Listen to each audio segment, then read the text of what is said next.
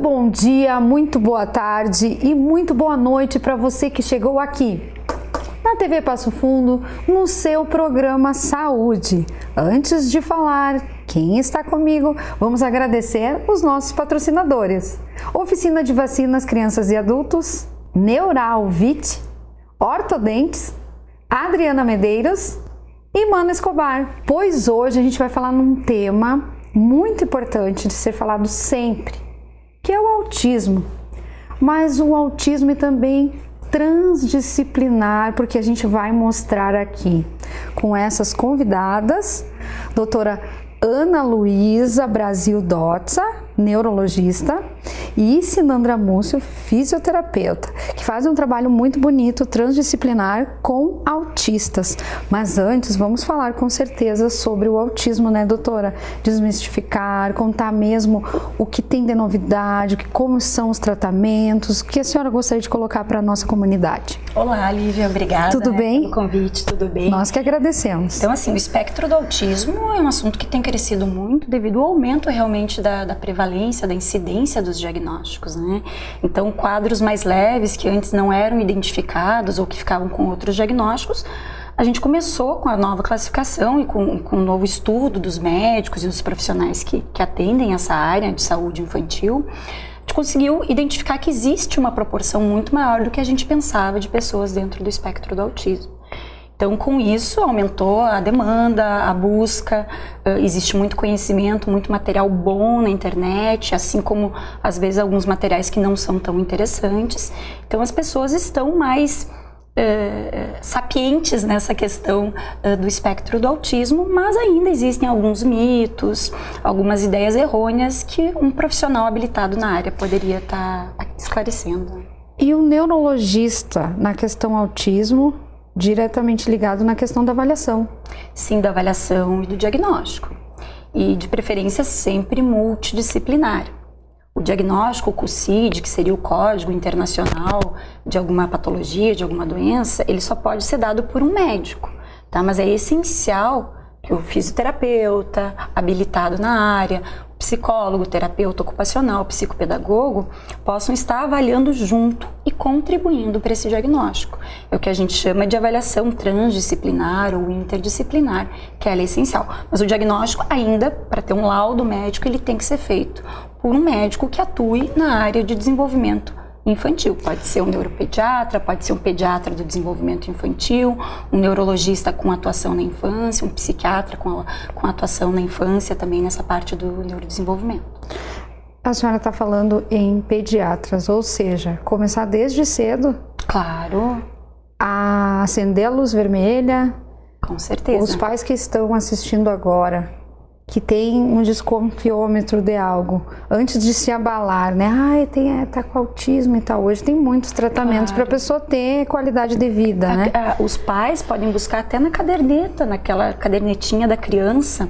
A criança nasce, ela ganha uma caderneta e que tem os dados, o calendário vacinal. E também existem os sinais de alerta para o espectro do autismo. É uma leitura muito interessante, feita pelo Ministério da Saúde. Então, assim, nos primeiros 6 meses, claro que é difícil de vida a gente identificar alguma coisa. Mas desde o contato ocular, a criança que, quando está mamando, ela busca menos o contato ocular, que ela prefere mais o objeto do que os olhos, a face dos pais. Uma criança que pode ser muito quietinha, ela fica no cantinho dela, não incomoda nada. Não que isso não seja bom, mas a gente se vê com outras questões. É mais normal ter um agito em casa, né, com criança. Ou o contrário também, aquela criança que é muito chorosa, muito irritada, que o barulho traz desconforto, que a luz traz desconforto. A gente também tem que atentar para sinais do espectro do autismo. E há quanto tempo a senhora já faz esse trabalho junto com um fisioterapeuta? O que vocês buscaram neste trabalho? Qual é a necessidade mesmo para as pessoas entenderem? Mas o fisioterapeuta depois, de repente, né? Em que momento o fisioterapeuta no autismo? A Sinandra em si é uma pessoa que eu gosto muito, né? E que já conheço há muito tempo. Sinandra, acredito que há mais de 10 anos, né, Sinandra? Por aí. Nós já trabalhamos... Tem coisa que a gente não precisa entrar tanto nas datas.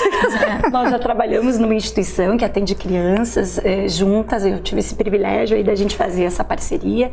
E não só crianças com espectro do autismo, autismo. Crianças que têm algum atraso motor, que têm alguma questão, uma paralisia cerebral, ou mesmo uma dificuldade de coordenação motora, alguma sequela de alguma cirurgia, a própria psicomotricidade fina, muitas vezes até o paciente nem tem um diagnóstico, mas a gente nota que tem alguma característica comportamental. Então, tem crianças que têm a marcha digitígrada, por exemplo, andar na ponta dos pés. No início do desenvolvimento, isso pode ser um comportamento que não precisa ser corrigido, mas se isso persiste, a gente precisa muito dos nossos aliados aí, fisioterapeutas, para corrigir e evitar um problema de retração de tendão, uma cirurgia ortopédica, né, Sinandra?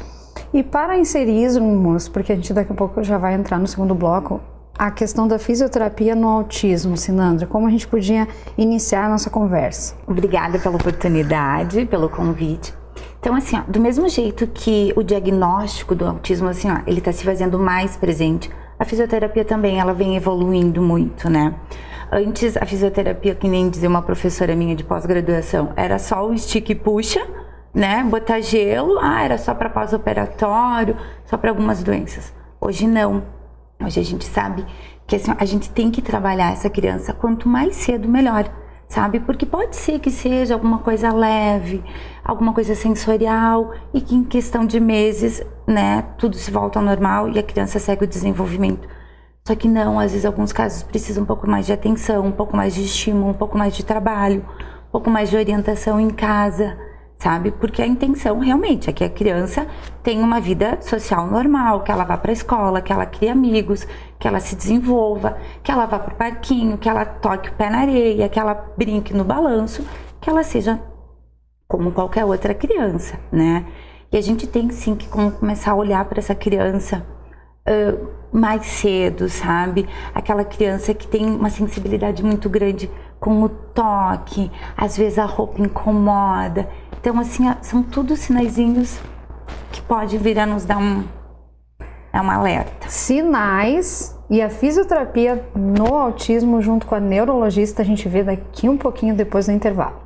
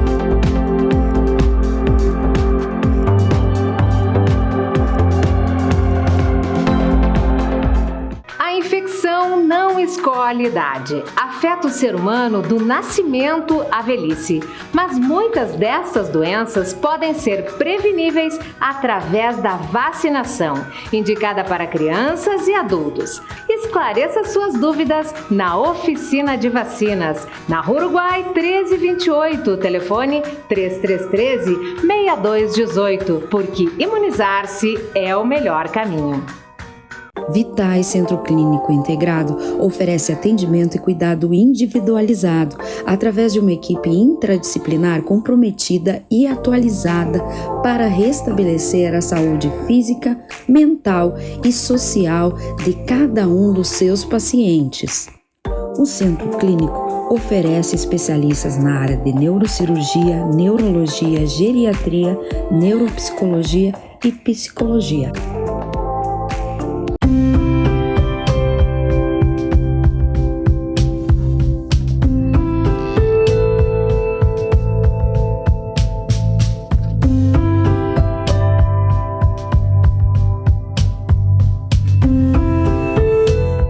Voltamos com o seu programa Saúde aqui na TV Passo Fundo, que você acompanha nos canais da NET, também pela Coprel e no YouTube.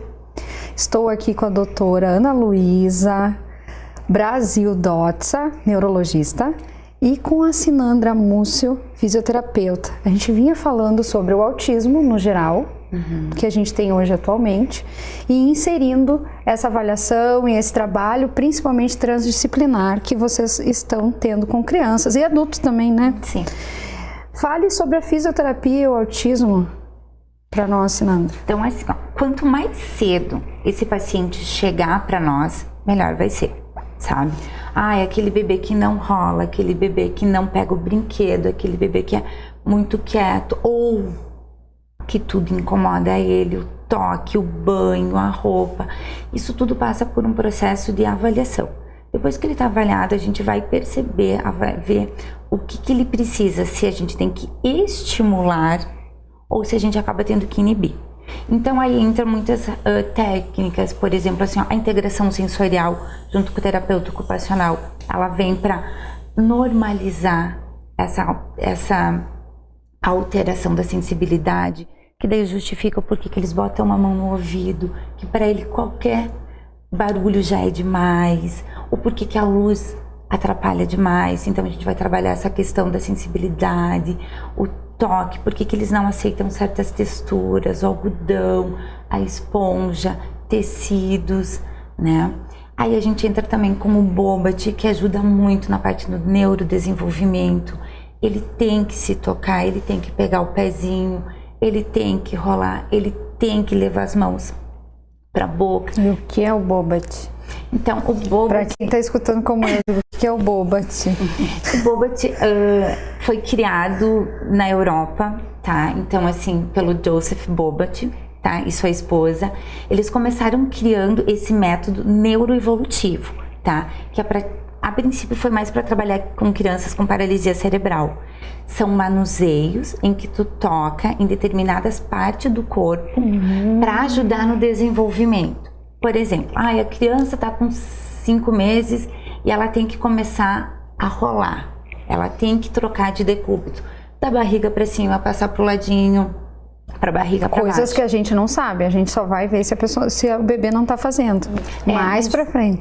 Isso, sabe? Então isso a gente tem que fazer. Claro, a visita, né, a consulta mensal no pediatra, e ela vai dar um toque, teu bebê já tinha que estar rolando, não está rolando, tinha que estar pegando o pezinho e não tá. Então, assim, a gente trabalha muito com os marcos do desenvolvimento. Tem que fazer isso até tal mês, né? Claro, tem às vezes uma brechinha. O tempo de cada um também, né? Isso, sabe? Mas ele tem que fazer. Então, assim, o Bobat, ele vem com esses manuseios para ajudar muito nesse desenvolvimento, para tirar o atraso, sabe? Para que tudo ocorra no prazo certo, para que ele fique de pé, para que ele caminhe. Porque, assim, tudo vai refletir depois. A criança que tem um atraso no engatinhar, no caminhar, tudo reflete lá no desenvolvimento, na parte da alfabetização, sabe? E reflete, vai atrasando e acaba virando uma bola de neve, né? E reflete lá na primeira infância, lá no desenvolvimento, tudo. A gente acompanha na internet o caso do filho do Marcos Mion, que é legal para todo mundo saber como é que é o autismo, né, e tal. E a gente vê que ele evoluiu horrores porque ele tem esse estímulo completo de médicos, fisioterapeutas, psicólogos, neuropsicólogos. E aí, doutora, quando ela vocês conversam, fez a avaliação, teve o diagnóstico, já chama a equipe, passa para a fisioterapeuta, ela sabe qual é as fases que tem que ter e tal. E quando alguma coisa não está funcionando? Aí, geralmente, senta e estuda de novo, né? Porque assim, não existe uma receita de bolo. Todas as crianças vão ser assim, todas as crianças vão reagir dessa forma. Às vezes tu tem que entrar com uma medicação, né? Às vezes tu precisa de um outro auxílio, de uma orientação para os pais fazerem em casa. Então, assim, sempre é estudado, né? Nunca é traçado um plano de tratamento e vai ser assim do início ao fim. Não, a gente vê como é que a criança reage. Aqui deu mais certo, vamos investir. Aqui não teve o resultado positivo como esperado. Então como é que a gente pode melhorar, sabe? Mas tem que fazer, né? Particularmente desculpa te interromper. Claro, não. Particularmente nas crianças com espectro do autismo, a gente trabalha muito a análise do comportamento, né? Que seria o ABA, que seria uma ciência e que ela pode ser incluída em várias terapias multidisciplinares, inclusive na fisioterapia. Porque não adianta só propor o exercício, aquele exercício motor ou sensorial. A gente tem que convencer aquela criança a aderir e gostar daquilo que está acontecendo. Então se cria um plano, né? Tanto um plano fisioterápico, um plano pedagógico e objetivos a curto, médio, longo prazo. E com estratégias específicas. Então tem estratégias para o desenvolvimento motor. Estão dando certas, a gente vai seguir naquela linha. Não está dando certo por algum motivo, a gente vai rever, vai modificar, vai usar reforçadores diferentes, vai chamar a família para participar mais. Então existe, ver se a criança não está com alguma dor, se precisa de algum medicamento. É bem importante, assim, que os pais entendam a importância dessa terapia e que eles façam em casa, né? Porque às vezes a criança vai para terapia de manhã, vai para a escola tarde, mas assim, à noite é em casa, final de semana é em casa, sabe? Então, assim, é bem importante que toda a família esteja junto nessa terapia, assim, como é que pode fazer, o que deixa de fazer, o que começa a fazer, como é que estimula. Às vezes o ambiente em casa, gosta de ouvir uma TV com um barulho mais alto, um futebol mais alto, mas daí tá desorganizando a criança. Então tem que falar, pai, mexe aqui, né? Como é que o irmão mais velho pode nos ajudar? Então é uma equipe que também vai para casa, né? Está gostando da entrevista? Tem mais um bloco que a gente vai falar sobre neurologia, fisioterapia e ecoterapia. Fica aí.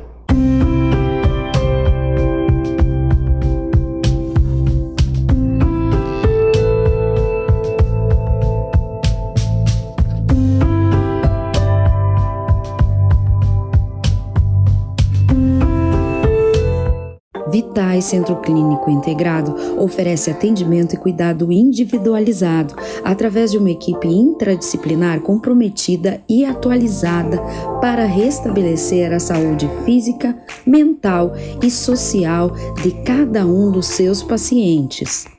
O Centro Clínico oferece especialistas na área de neurocirurgia, neurologia, geriatria, neuropsicologia e psicologia. A infecção não escolhe idade. Afeta o ser humano do nascimento à velhice. Mas muitas dessas doenças podem ser preveníveis através da vacinação, indicada para crianças e adultos. Esclareça suas dúvidas na Oficina de Vacinas, na Rua Uruguai 1328, telefone 3313-6218, porque imunizar-se é o melhor caminho.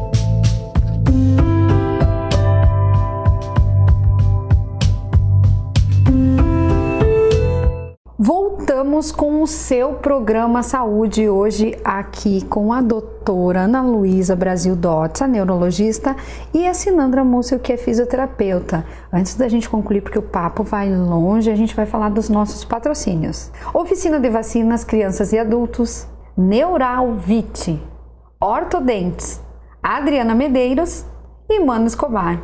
Autismo hoje, digamos que de uma forma bem para todo mundo entender e buscar o melhor para a sua família. No final do bloco você estava falando da participação da família em todo o processo de tratamento, que é uma sequência que vai evoluindo de ano a ano, né? Pelo que a gente nota. A importância da família estar junto na clínica, né, doutora? Constantemente, a família é o princípio e o fim de tudo. Então, quando a gente tem uma família parceira e uma família que consiga manter o equilíbrio emocional, o que é difícil, e eu não julgo quem perde o equilíbrio. O tempo todo, né? Porque é muito complicado, né? Quem tem um filho com um espectro do autismo e que tem algum problema comportamental, que realmente, geralmente tem que seja um leve, a família passa a orbitar muito em torno dessa criança, as necessidades dessa criança. Então essa mãe, esse pai, eles acabam muitas vezes se anulando. Às vezes tem um irmão que também precisa de atenção, que pode desenvolver um quadro depressivo, ansioso. Então é um trabalho familiar para diminuir a sobrecarga emocional sobre essa família, tentar atenuar. E muitas vezes tem que ter um psicólogo atuante, não só com a pessoa que tem o espectro, como também com a família, dando orientação parental, de manejo parental, uma terapia em família, para conseguir manter essa estrutura e evitar doenças psiquiátricas na própria família. Em off aqui, nos bastidores, fisioterapeuta também estava falando nisso, né? Isso, é aquilo que eu gosto de falar, assim, ó, quem cuida do cuidador? É extremamente importante, assim, ó, a gente precisa de um pai e de uma mãe firmes, né, para poder conduzir o tratamento da criança, para poder, sabe, enfrentar, vai ser fácil, não vai ser fácil. Às vezes tem ainda um pouco de preconceito da sociedade, porque junto com o diagnóstico vem aquele rótulo, e às vezes, assim, ó, tu descobre que não é tão difícil, mas tu tem que estar bem, tu tem que estar com a família alinhada, tu tem que estar todo mundo harmônicos, assim, para poder... Então, assim, é bem importante, assim, ó, quem cuida do cuidador. Tem aquele momento, assim, ó, que a mãe, que o pai, o irmão mais velho, né, como é que tu conversa, como é que tu lida, como é que tu dá atenção para essa criança e tu não esquece dos demais, né? Então, é importante o cuidador que é chamado pela família para cuidar e ajudar a cuidar, mas é importante também o pai e a mãe em alguns momentos participar, tanto com o neurologista quanto com a fisioterapeuta. Isso aí. E a ecoterapia aí, que eu sei que vocês gostam muito da ecoterapia no trabalho com autismo e outros também, né? Sim. Não, a ecoterapia é uma das minhas paixões, assim, eu acho que é um dos tratamentos que mais dá resultado, assim, porque o cavalo, por mais que ele seja grande, né, mas ele espalha amor, assim, sabe?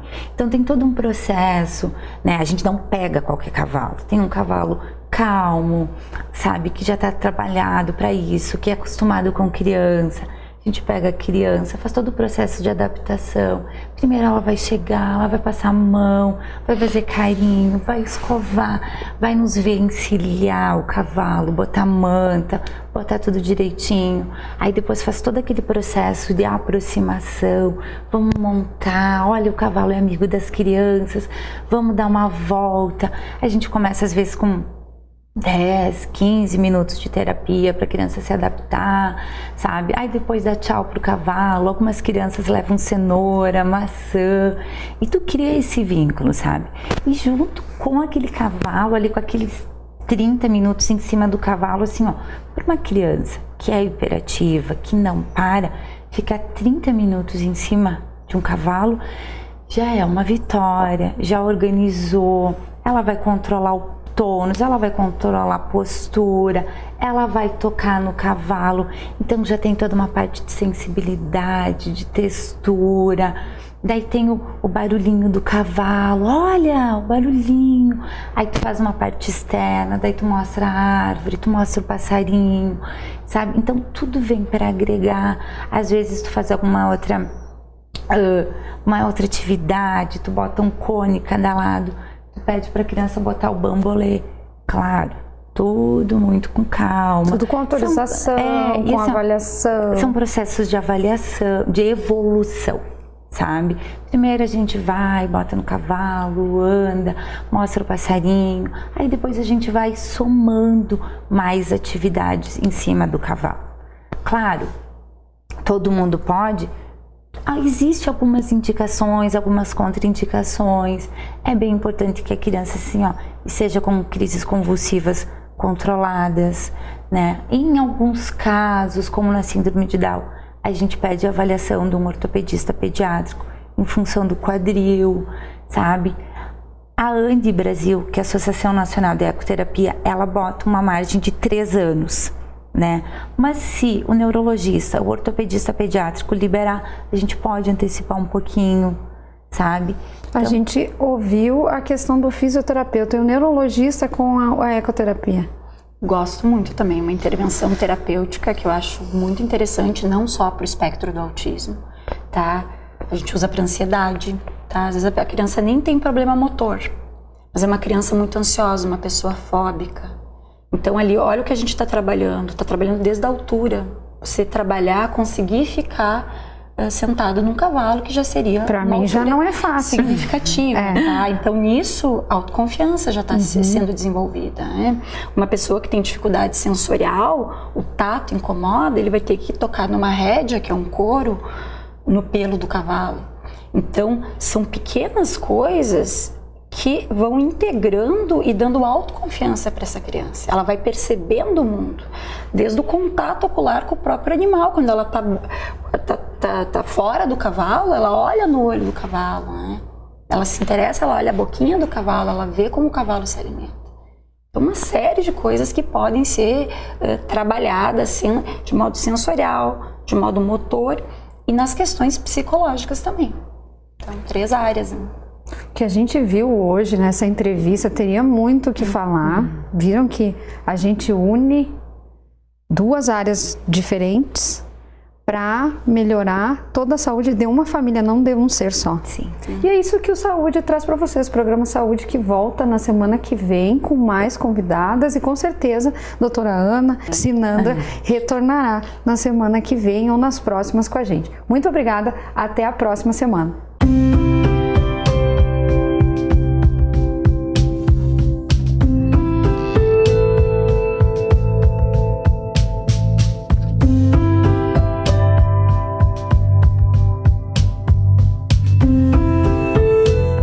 Vitais Centro Clínico Integrado oferece atendimento e cuidado individualizado através de uma equipe interdisciplinar comprometida e atualizada para restabelecer a saúde física, mental e social de cada um dos seus pacientes.